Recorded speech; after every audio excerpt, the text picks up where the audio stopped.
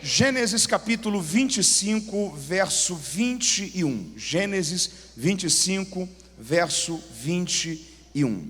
Está escrito assim: Isaque orou insistentemente ao Senhor por sua mulher, porque ela era estéril. E o Senhor ouviu as suas orações, e Rebeca, sua mulher, concebeu.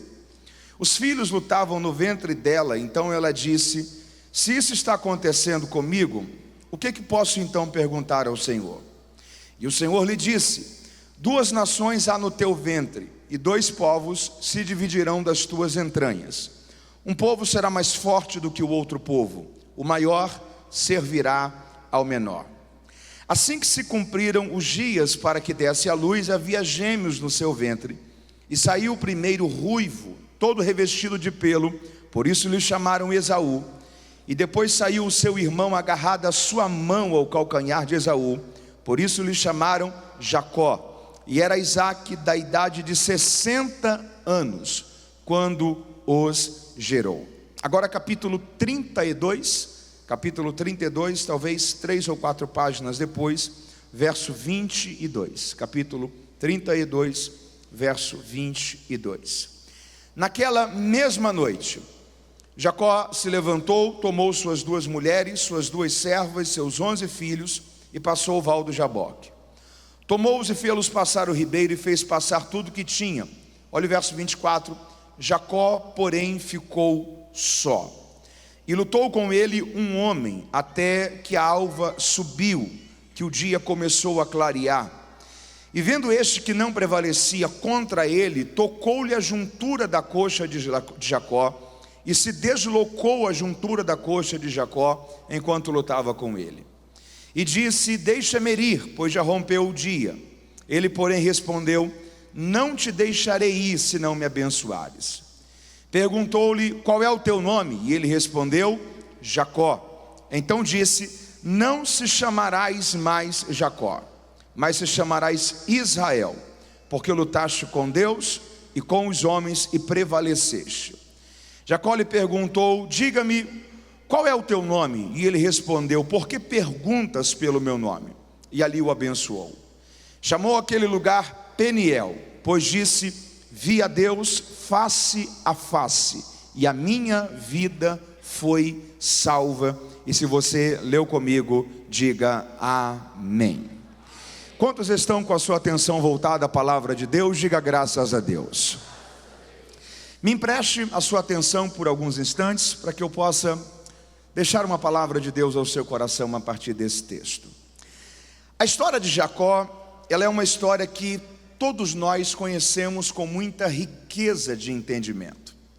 Jacó fazia parte de uma família muito especial. Deus um dia se encontrou com um homem chamado Abraão, quando o nome pela qual ele respondia ainda era Abrão.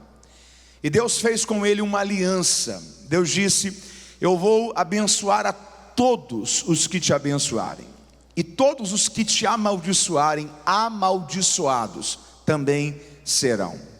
Deus estabeleceu um pacto, uma aliança, para que através da descendência de Abraão, o caminho da salvação fosse construído para a redenção de toda a humanidade. E nós sabemos muito bem que isso apontava como propósito central para a pessoa de Cristo.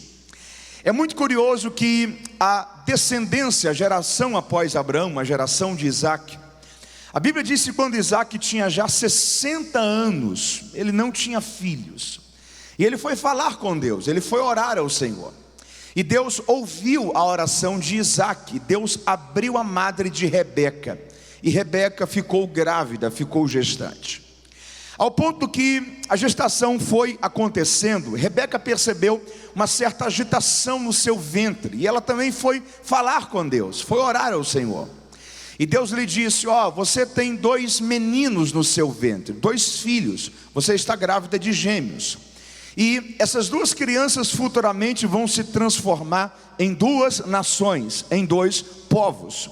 Só que o seu segundo filho, aquele que pelo conceito da primogenitura, do filho primeiro, for considerado o menor, esse segundo filho, será com ele que a minha aliança vai perpetuar, porque o maior irá servir ao menor. Rebeca guardou esta palavra em seu coração.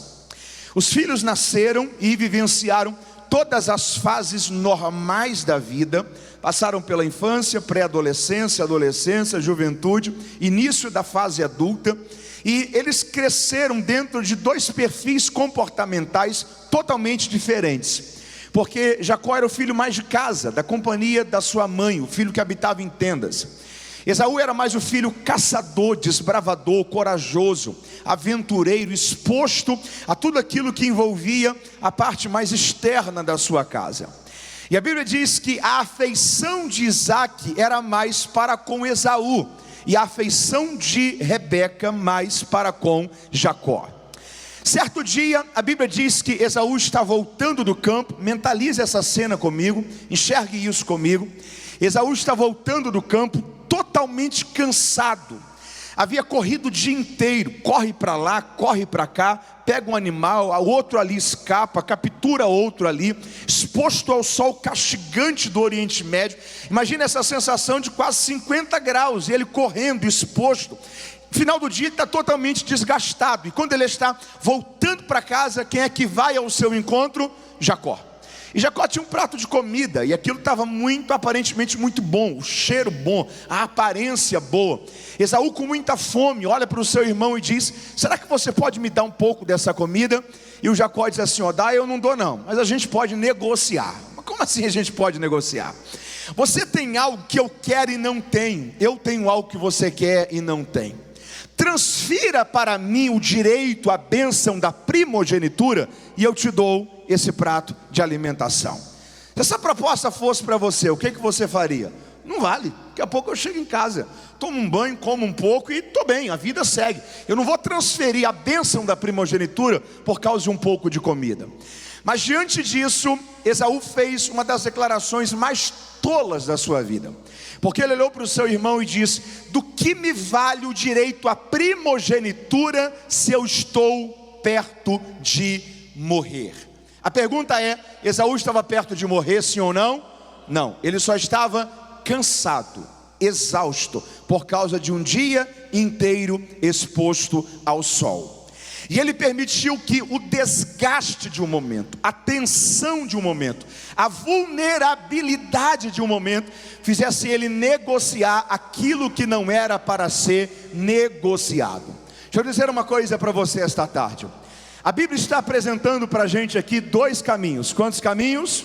Dois. Em primeiro lugar, ou você aprende a sacrificar um momento para você não perder o seu futuro, ou talvez você sacrifica o seu futuro por causa de um momento.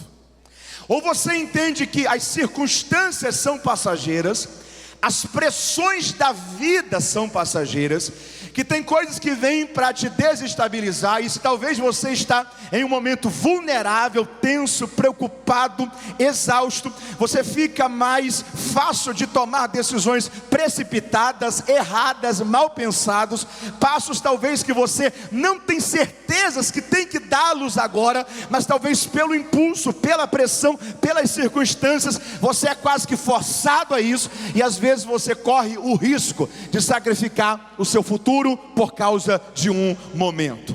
O que até então estava sendo considerado como Abraão, Isaac e Esaú, a partir desse momento passa a ser definido como Abraão, Isaac e Jacó, porque Esaú permitiu que a tensão de um momento fizesse ele negociar aquilo que não era para ser negociado. Deixa eu dizer algo de Deus a você nesta tarde: o que você está enfrentando é apenas um momento. O que você está enfrentando é apenas a consequência de um dia inteiro exposto ao sol.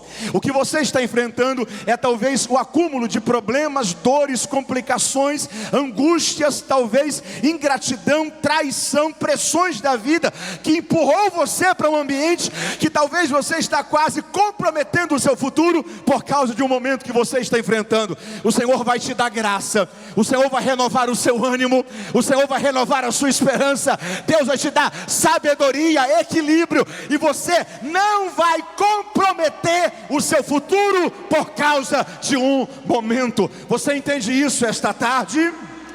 Esaú, ele escolheu o caminho errado. Ele sacrificou o seu futuro por causa de um momento. Transferiu a garantia da bênção. Passam alguns dias, talvez semanas, quem sabe meses, e agora esse sentimento de que está perto de morrer, sabe quem é que tem?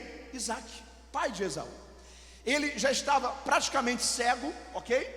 Imagine essa cena, e pela limitação da medicina da época, talvez algum problema ocular, quem sabe uma catarata, um glaucoma, alguma coisa assim. Mas como a medicina da época não tinha ciência disso e como tratar, o sentimento que ele tem é: se eu estou perdendo a minha visão, é porque por certo eu estou perto de morrer. Ele chama Esaú e ele diz o seguinte: vai ao campo e pegue uma caça. Você pode repetir isso comigo? Diga: vai ao campo e pegue uma caça. Eu vou comer do prato que você preparar e eu vou te abençoar com a bênção da primogenitura. O problema é só um. Quem é que estava do lado de trás aqui da cortina da cozinha? Rebeca. Ela chama Jacó e diz o seguinte: vai ao quintal e pegue 2 cabritos. Eu acho interessante essa definição da Bíblia. Qual foi a palavra de Isaac para Esaú? Vai ao campo e pegue uma caça. Qual foi a definição da palavra de Rebeca para Jacó? Vai ao quintal e pegue 2 cabritos. Deixa eu dizer uma coisa para você: cuidado com os resultados fáceis da vida, cuidado com os atalhos da vida, porque aquilo que não te custa muito, dificilmente valerá muito ou perpetuará por muito tempo. Rebeca está optando pelo caminho mais fácil. Vai lá, pegue 2 cabritos. Seu pai está praticamente cego. Você vai colocar as vestes do seu irmão, que tem o cheiro do seu irmão, textura do seu irmão. Na mente do seu pai, apenas o seu irmão sabe desse conselho. E a conclusão dessa história é que Jacó vai no lugar de Esaú, toma a bênção que era para ser do seu irmão, e agora cria-se um cenário de guerra dentro dessa família, a ponto de que a Bíblia diz que Jacó agora tem que se mudar para Padã Arã, porque Esaú quer tirar a vida do seu próprio irmão. Tem 2 coisas aqui que eu preciso que você entenda comigo. Você está comigo aí? Diga amém. Primeiro lugar, essa atitude de Rebeca, ela revela uma coisa: Rebeca não confiava por inteiro em Deus. Rebeca não confiava por inteiro em Deus. Deixa eu dizer uma coisa para você esta tarde: Deus, ou a gente confia por inteiro, ou a gente não confia. Deus, ou a gente coloca toda a nossa confiança nele, ou a nossa confiança pela metade não é suficiente. Você não precisa duvidar de Deus. Você não precisa olhar talvez e ter o sentimento de: se eu não fizer alguma coisa, se eu não colocar a minha mão naquilo que Deus está fazendo com a mão dele, será mesmo que Deus vai conseguir fazer aquilo que ele disse lá atrás que ele iria fazer? Porque esse é o sentimento de Rebeca. O que Rebeca está dizendo é: se eu não beneficiar a Jacó, ainda que para isso eu tenha que prejudicar Esaú, Deus não vai conseguir cumprir o que ele disse lá atrás, quando as crianças estavam no meu ventre, que o maior iria servir ao menor. Ela não confiou por inteiro. Deus quer ajudar você a entender esta tarde que vale a pena você depositar toda a sua confiança sobre Ele, porque Ele vai cuidar de você. Levante uma de suas mãos aos céus em nome de Jesus. Eu estou crendo esta palavra de Deus sobre a sua vida. Talvez a dúvida tenha tentado entrar em seu coração. Talvez o seu coração tenha cocheado entre 2 pensamentos, e por vezes você para e diz: Senhor, será que é desse jeito? Será que o Senhor se lembra? Será que foi o Senhor mesmo que disse?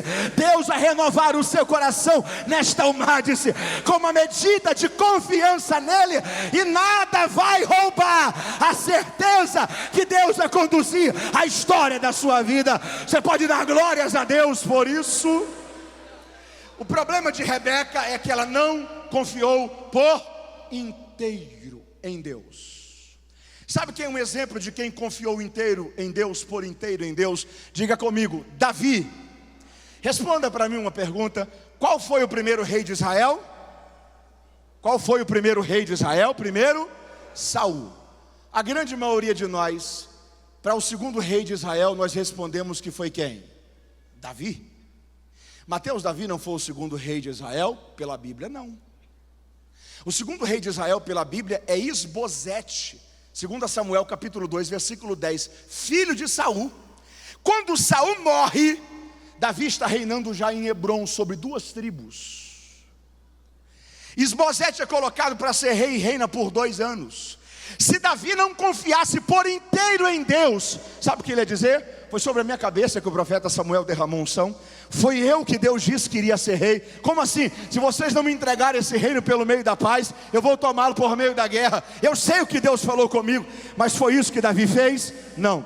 Em Hebrom Davi estava, e em Hebrom Davi ficou. Passou um ano, Davi permaneceu. Passou 2 anos, Davi permaneceu. Quando Isbosete morreu, os anciãos de Israel se reuniram e disseram: só existe um que nós reconhecemos, que tem graça de Deus, autoridade de Deus e unção de Deus para reinar sobre nós. Quem é? Davi. Está onde? Em Hebrom. Foram até Hebrom e trouxeram Davi para Jerusalém, e Deus coroou o reinado de Davi, e ele se tornou o maior rei da história de Israel. Porque se você confiar por inteiro, Deus vai cuidar de você.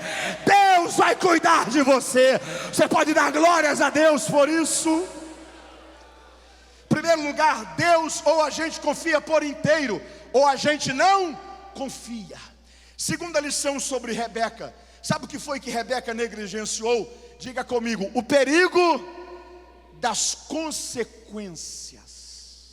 Você pode carinhosamente olhar para alguém que está perto de você, dar um sorriso para essa pessoa, diga para ele: cuidado com as consequências. Você pode repetir comigo essa palavra bem forte? Diga: consequências. Sabe qual foi a consequência do erro de Rebeca? Jacó tem que fugir para Padã Arã. Volta 21 anos depois. Quantos anos? Quando Jacó volta, Rebeca já havia morrido. Nunca mais Rebeca viu o filho que ela tanto amava. Por quê? Porque ela desprezou o perigo das consequências. Deixa eu dizer uma coisa aqui para você. Você está comigo aí? Diga amém. Não brinque com as consequências.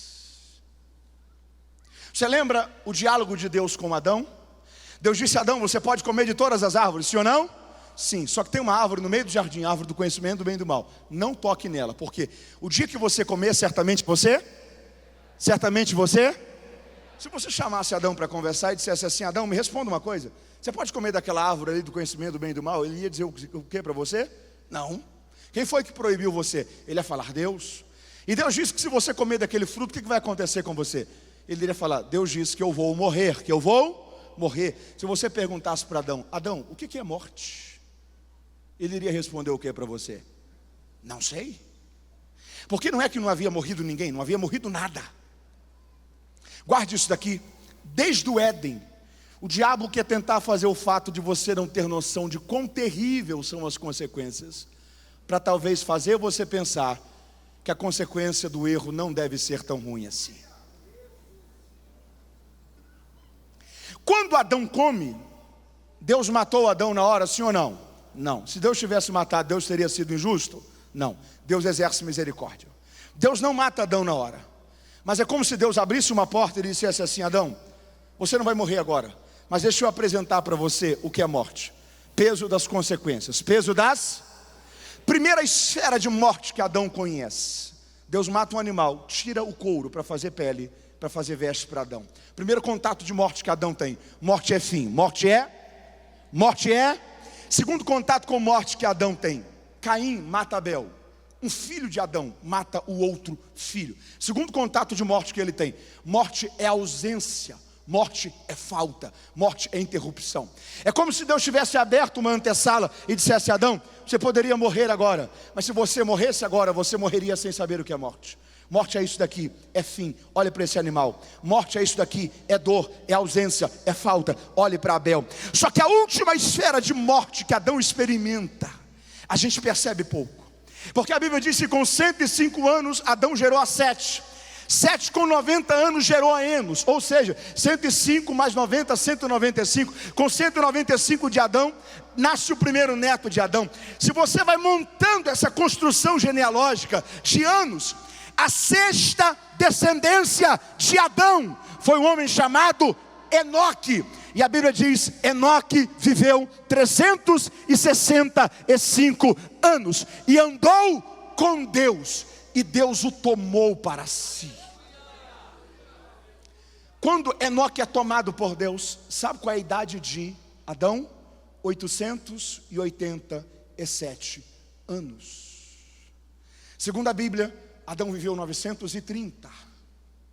Adão viveu 43 anos ainda até morrer, depois que Enoque foi tirado. A última esfera de morte que Adão conheceu foi a morte espiritual, porque ele conheceu o sexto descendente, que era amigo do Deus, que se encontrava com ele todo dia, que era amigo do Deus, que ele conversava todo dia, que era amigo do Deus, que ele andava junto, mas perdeu comunhão. Você quer ver a noção de comunhão de Adão com Deus? Deixa eu fazer uma pergunta aqui para você. Quem hoje, nessa tarde, saiu de sua casa e veio para o culto? Faz assim com a sua mão, ok? No Éden, não era o homem que ia para o culto, era Deus que vinha para o culto. Todo dia, na viração do dia, Deus entrava dentro do Éden, porque Deus sabia que o homem tinha um culto pronto para oferecê-lo.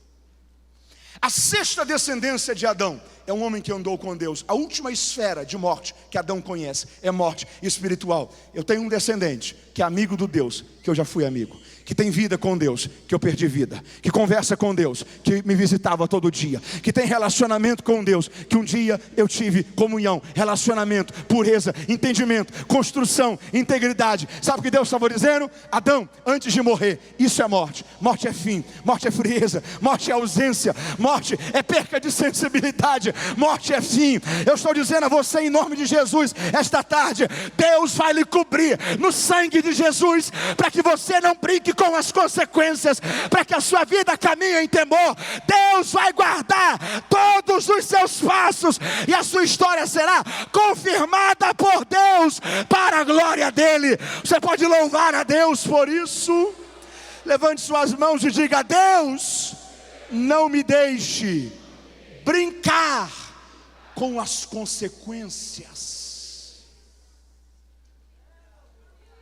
Nunca mais Rebeca viu o filho que ela tanto amava. Jacó chegou em Padã Arã. Você entendeu comigo até aqui? Diga amém. Quando ele chega em Padã Arã, ele conheceu uma moça chamada Raquel. Qual o nome dela? Quando ele se encontrou com Raquel, o que aconteceu? Na hora, se apaixonou. Quem que é essa moça? Alguém fala, ó, filho de Labão. Filha de Labão é, mas que Labão? Labão é irmão de Rebeca, mas Rebeca é minha mãe. É da nossa família? Ok. Ele chega para Labão e diz assim: eu quero me casar com a sua filha. Ele fala, sem problema algum. O problema é só um. Na nossa cultura você tem que pagar um dote. Tem que pagar um? Mas qual que é o dote para casar com a sua filha? 7 anos de trabalho. Mas recebe alguma coisa? Permissão para se casar com Raquel. Tem um homem aí perto de você? Dá uma olhada aí, tem?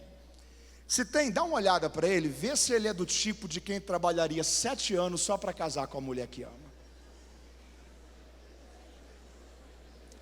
Vê se você tem perto de você alguém aí que pagaria o dote. Quantos anos? Quantos anos? Jacó trabalha 1, 2, 3, 4, 5, 6, 7 anos. Noite de núpcias, dote pago.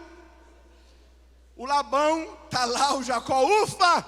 O Labão chama o Jacó e fala assim: vamos conversar um pouco aqui? Senta aí, vamos beber um pouco. Eles vão bebendo. Jacó fica bêbado.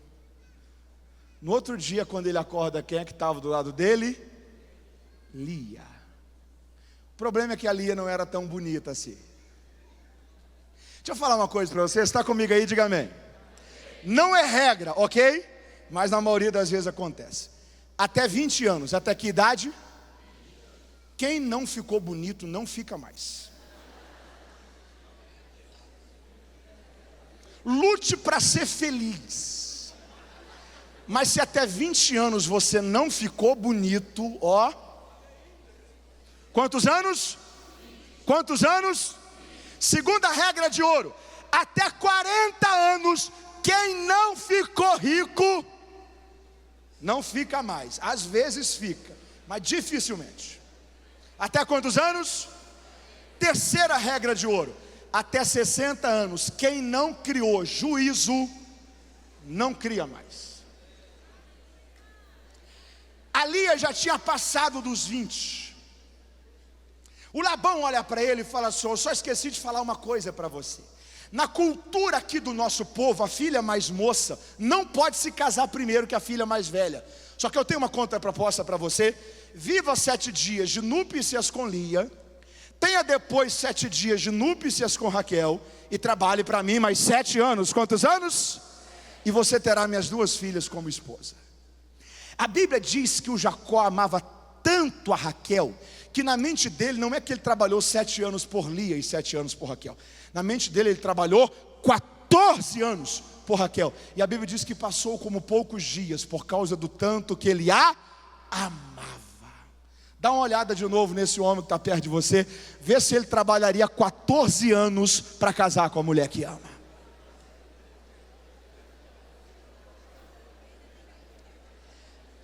Mateus, que pena de Jacó. Pena?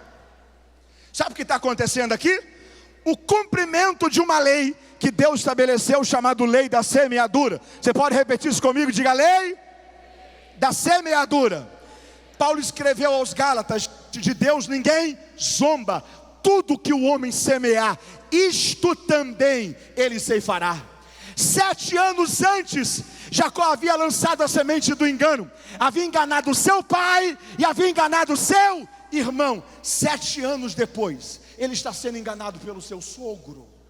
Você pode talvez olhar e dizer: Mateus, mas então a vida foi injusta? Porque se ele enganou o pai e o irmão, ele tinha que ser enganado por quem? Pelo pai e pelo irmão. O que a gente tem que entender é que a lei da semeadura não é uma lei sobre pessoas. A lei da semeadura é uma lei sobre a vida. Você abençoa pessoas, mas a semente é lançada sobre a vida. É por isso que você não pode fazer o mal a ninguém. Talvez você faz o mal a alguém hoje e nunca mais vê essa pessoa de novo. Você nunca mais vê a pessoa. A semente foi lançada sobre a vida. Um dia ela traz a consequência. E é por isso que quando você faz o bem a alguém, e esse alguém é ingrato e não te devolve o bem, não fique preocupado com isso. Você lançou uma semente sobre a vida. Deus vai levantar alguém lá na frente, que será instrumento da colheita, da bênção dele sobre você. Porque tudo que o homem semear, isto também ele colherá. Você pode dar glórias a Deus por isso? Diga comigo: colheita do engano. 7 mais 7 quanto? 14. Quando termina esses 14 anos, o Jacó chama o seu sogro e fala assim: ó, agora é a minha vez de fazer a proposta. Mas como assim? Eu preciso voltar para a minha terra. Nesse momento aqui, o Jacó tinha 2 esposas, 2 servas, 11 filhos, rebanhos, pastores, uma estrutura a ser mantida.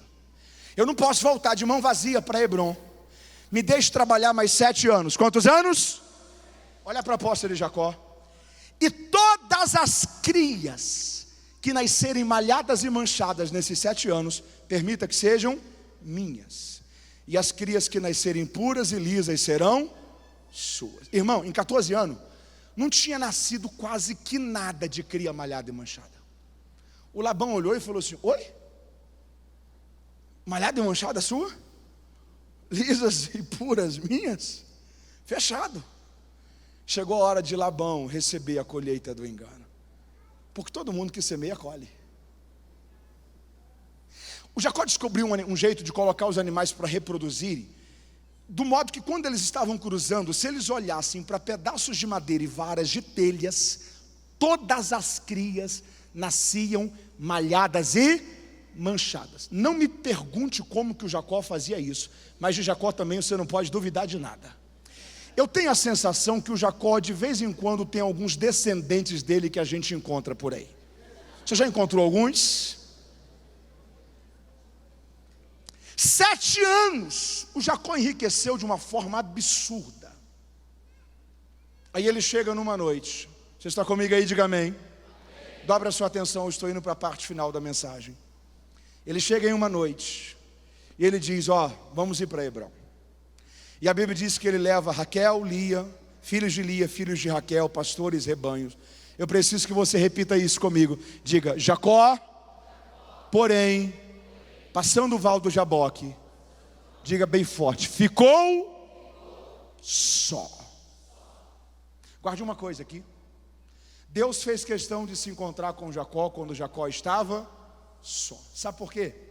Porque aquilo que a gente é quando tem alguém por perto é a nossa reputação. Aquilo que a gente é quando não tem ninguém por perto é o nosso caráter.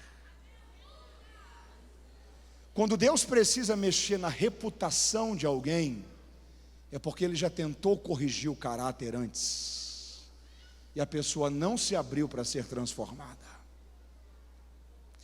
Cuide do seu caráter, Deus cuidará da sua reputação. Deus encontrou com Jacó quando Jacó estava só.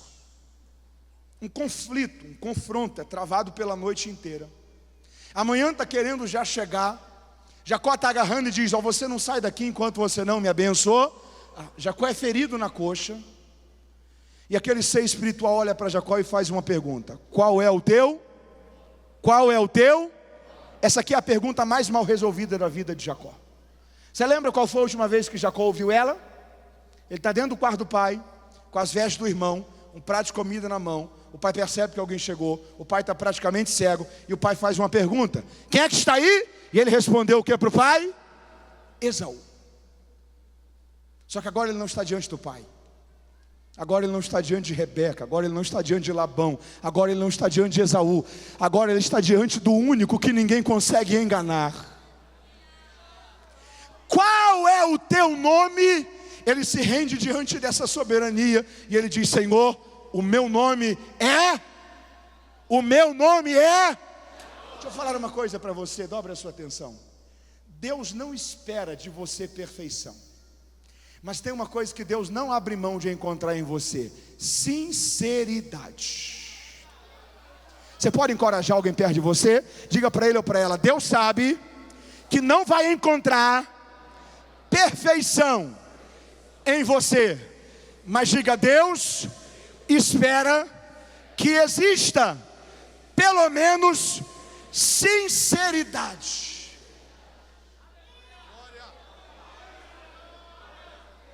O problema não é um passado de Jacó, o problema é um coração que luta ainda com resistência para não abandonar uma vida de Jacó e não entender que é uma nova vida, uma nova proposta, uma nova perspectiva de Deus para você. Você lembra da história da mulher Ciro-fenícia? Já estava numa região de divisa, Tiro e Sidom. Tiro e Sidom. Observe isso daqui. Já percebeu que toda região de divisa é uma região de mistura de culturas? Já percebeu isso? Chega aqui, por exemplo, na divisa do estado de São Paulo com o Paraná, ok? Tem gente que mora no estado de São Paulo, mas o sotaque é paranaense. A culinária é paranaense. Vai aqui, por exemplo, na região de Foz do Iguaçu, divisa com o Paraguai. Tem gente que mora do lado de cá do Brasil, mas o sotaque fala hispano.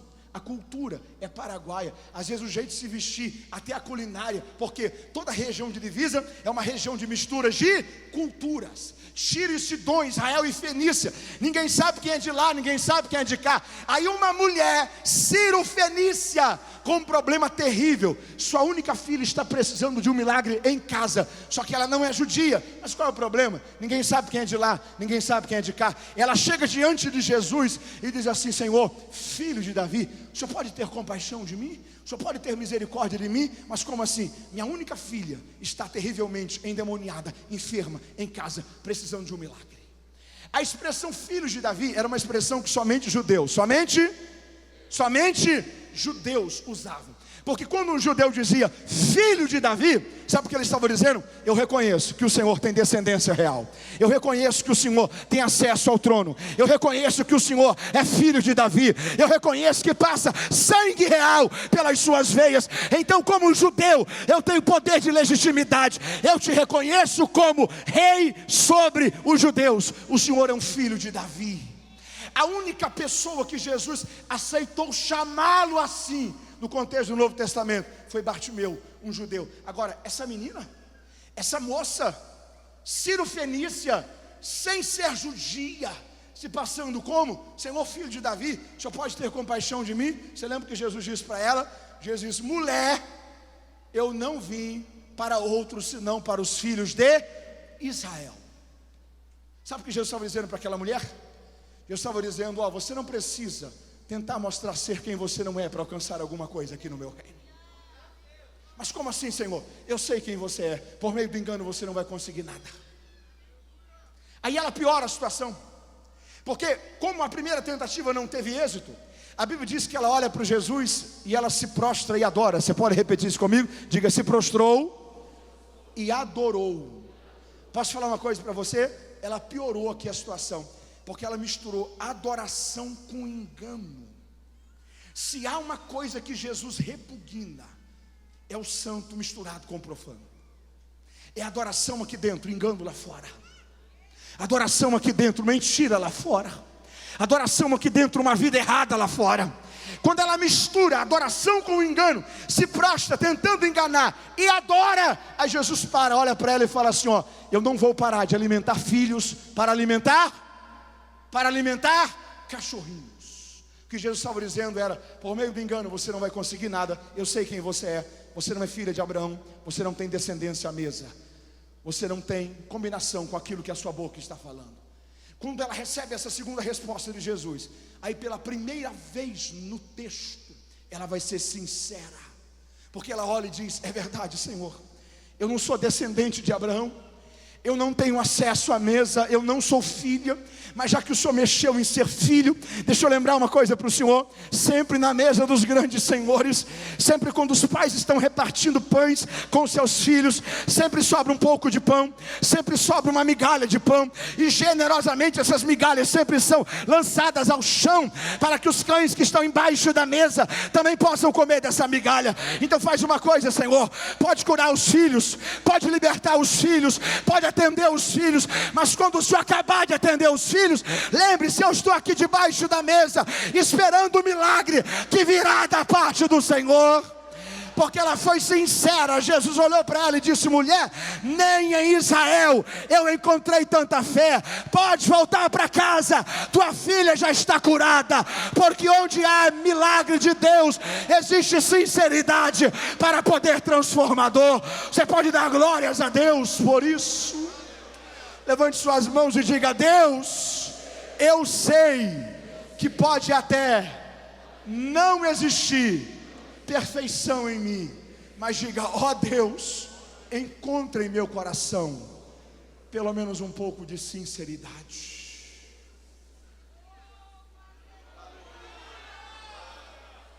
Qual é o teu nome? Senhor, o meu nome é Jacó. Então, porque você foi sincero, não se chamarás mais Jacó, se chamarás Israel. Porque você lutou com Deus, porque você lutou com os homens, e você prevaleceu. Sinceridade gera também transformação. Você pode repetir isso comigo? Diga: transformação.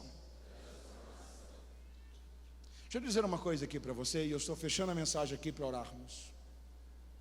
É possível alguém ser perfeito? É possível alguém ser perfeito? Me ajuda aqui, por favor.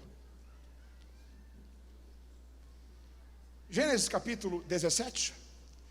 Deus chegou para Abraão e Deus disse uma coisa para Abraão: eu sou o Deus Todo-Poderoso, eu sou o Deus. Ande na minha presença e ser. Ande na minha presença e ser. Já percebeu uma coisa sobre relacionamento? A presença de alguém do seu lado sempre vai te impossibilitar de você fazer aquilo que você sabe que não é certo. Deixa eu dar um exemplo para você.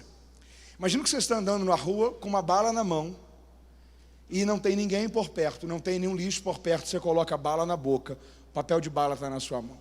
99% das pessoas são tentadas a fazer o que com papel de bala? Jogar no chão. Mas é certo isso? Não. Se você está na mesma rua, com a mesma bala, com o mesmo papel de bala na mão, a mesma distância do lixo, mas do seu lado alguém que você considera, você vai jogar esse papel de bala no chão? Não. Mudou o conceito aqui do que é certo ou errado? Não. O que mudou foi a presença de alguém, porque essa é uma lei relacional sobre a vida. A presença de alguém do seu lado sempre vai te impossibilitar de você fazer aquilo que você sabe que não é certo. O problema é quando a gente quer buscar a perfeição por meios humanos e pessoais. Deus está dizendo: inverte a ordem. Deixe perfeição como consequência. Senhor, qual que é a prioridade? ande na minha presença. O que Deus estava dizendo era: se você criar a consciência de que onde você vai, Deus está com você, que na sua escola Deus está com você, que perto das suas amizades Deus está com você, que aonde você faz negócio Deus está com você, que em tudo que você fala Deus está com você, que em cada minuto da sua vida Deus está com você, que em cada passo que você dá Deus está com você, e você desenvolver a cultura de andar na presença, ter o temor a Ele, respeitar a presença dEle. Essa presença dEle com você vai criar em você uma cultura de temor, de pureza, de respeito, de temor do Senhor no seu coração. E essa convivência com Deus que vai te aproximar da realidade da perfeição. Você está entendendo isso? Deixa eu dizer uma coisa para você. Diga comigo: santidade é o destino. Diga: santificação é o caminho. Você pode repetir isso mais uma vez? Diga: santidade é o destino. Diga: santificação é o caminho. Mateus, qual o segredo para buscar a santificação? Isso daqui.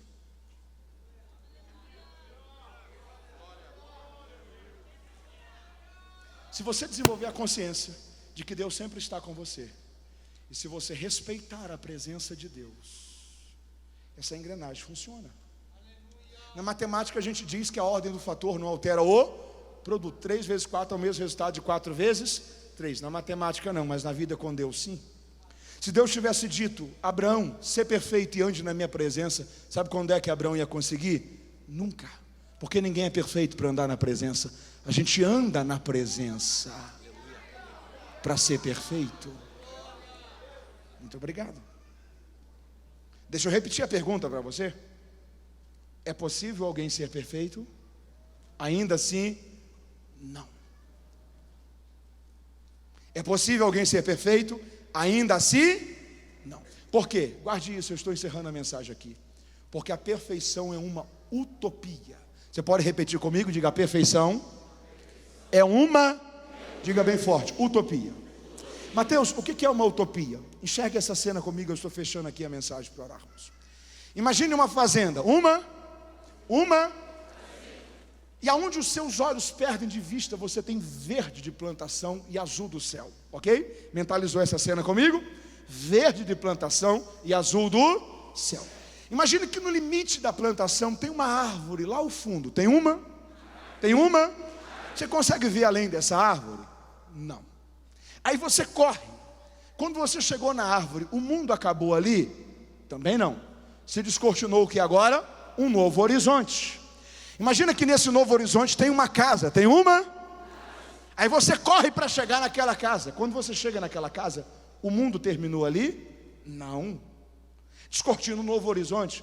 Imagina que agora no novo horizonte tem um rio. Tem um? Aí você corre para chegar naquele rio. O mundo terminou naquele rio? Não. Você vê a margem do outro lado do rio. Sabe o que é isso?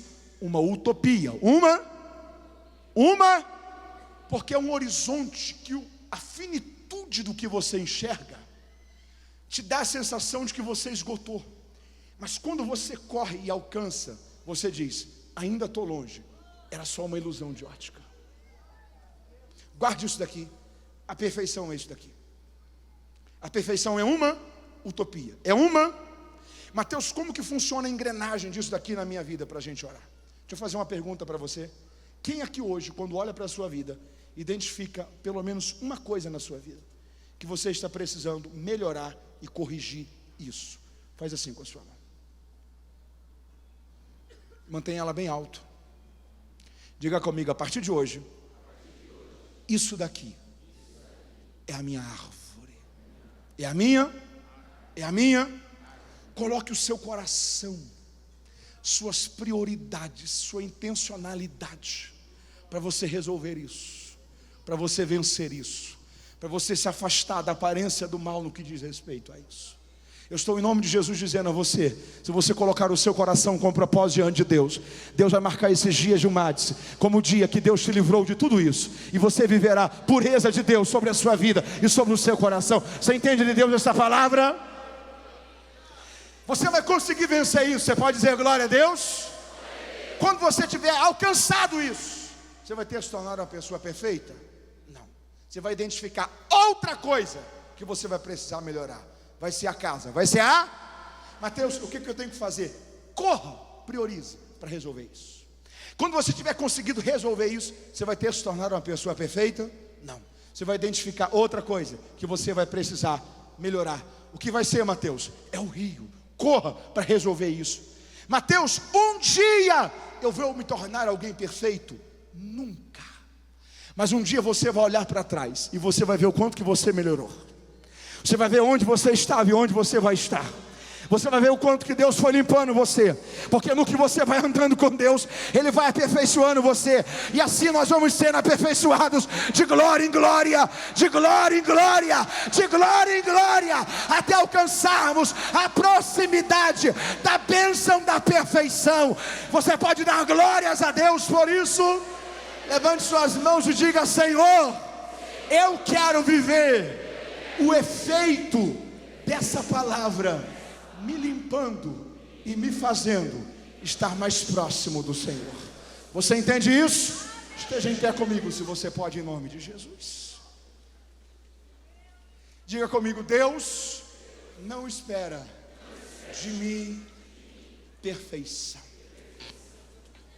Só que Deus espera da gente o quê? Sinceridade. Eu preciso orar com você agora. Repita comigo: sinceridade. Você sabe qual é a origem da palavra sincero? Você está comigo aí? Diga amém. Você sabe qual que é a origem da palavra sincero? É um termo que vem do latim. Vem do? Dobre a sua atenção. É um termo que vem do latim.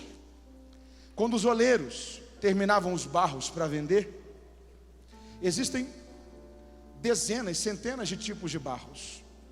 Tinha alguns barros que eles eram ruins. No calor eles trincavam. Ok?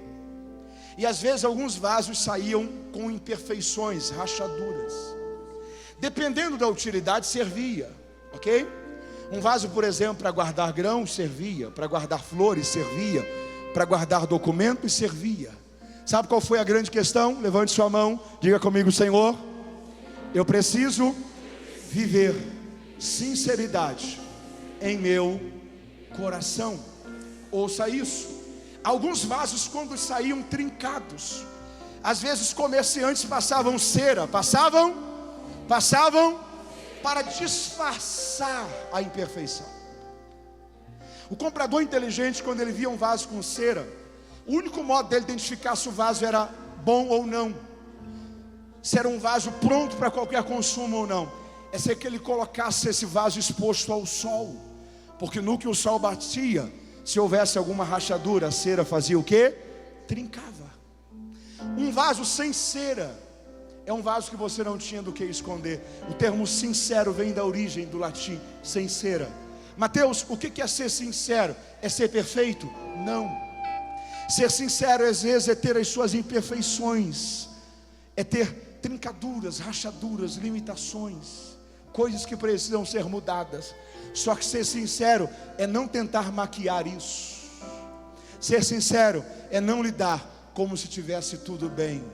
Ser sincero é parar diante de Deus e dizer: Senhor, eu ainda sou Jacó. Eu ainda sou Jacó. Guarde isso para orarmos. O problema não é ter tido um passado de Jacó. O problema é aceitar viver um futuro de Jacó. Você não consegue voltar ao passado para corrigir, para consertar, mas você consegue definir e viver uma mudança na sua vida, para que daqui para frente seja diferente, para que daqui para frente você corrija a rota, para que daqui para frente o seu coração esteja alinhado com Deus. Eu quero concluir essa palavra orando com você, porque Deus espera da gente sinceridade. Sinceridade de se render diante de Deus e dizer: Senhor, como que eu preciso que nesses dias de Humades o Senhor toque a minha vida. O Senhor me dê clareza sobre uma visão do Senhor, do chamado que o Senhor tem para mim. O O Senhor me apaixone por uma causa. O Senhor manifeste em mim a capacidade espiritual de me dedicar para vivenciar o chamado do Senhor para a minha vida. Eu quero orar com você diante dessa convicção, tendo certeza de que um coração sincero atrai o favor e atrai o milagre de Deus. Coloque sua mão no seu coração. Diga comigo: Senhor, eu ouvi a tua palavra. Diga: ó Deus, guarda-me em ti. Não me deixe sacrificar o futuro por causa de um momento. Diga: Senhor, guarde o meu coração para que eu não brinque com as consequências. Diga: ó Deus, me dê sabedoria para que a minha vida, os meus passos, não construam uma semeadura que pode trazer sobre o meu futuro colheitas indesejáveis. Diga: Senhor, dá-me a graça de ser sincero diante de ti, para que mediante esse coração sincero eu vivencie transformação e milagres da tua parte para a minha vida, em nome de Jesus, amém e amém. Você pode dar glórias a Deus por isso? Quem está me ouvindo, diga graças a Deus. Eu gostaria de, antes de voltar a palavra ao pastor Natanael, perguntar aonde há uma vida, um homem, uma mulher, um jovem, uma jovem, que talvez ainda não entregou o seu coração a Jesus. Você que precisa talvez no seu coração fazer uma mudança, dar um passo, decidir viver uma nova história. Não importa quão longe o seu coração esteve do Senhor, não importa quão distante os teus pés estiveram da presença de Deus, o amor de Deus te alcança esta tarde, liberando sobre você perdão, restauração, para você recomeçar, para você viver uma nova história, para você começar hoje a viver um novo ciclo, um novo tempo de Deus sobre a história da sua vida.